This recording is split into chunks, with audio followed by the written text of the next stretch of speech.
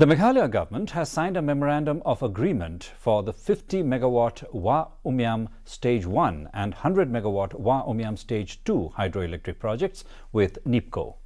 Deputy Chief Minister Preston Song, also the Power Minister, said the state has been receiving free power from the Kopili HEP located on the Assam-Meghalaya border since 1984. After the two projects in the Wa Umyam Basin are commissioned, the state will receive an overall of 13% of free power from all three. The power received would be worth Rs 65 crore annually, out of which 2 to 3% would be utilized for local area development, apart from other sectors such as education, health and entrepreneurial opportunities around the project areas. Not be a mere signing of agreement. We need to translate it into reality.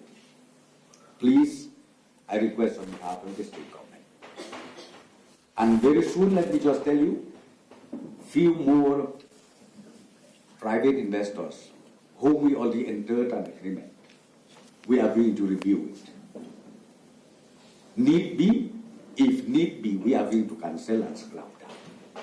You know, we have the potentiality of hydro project in the state of Meghalaya is not less roughly about 3,000 megawatt, and out of which we are able to tap it, not even 450 megawatt. Potentiality we have.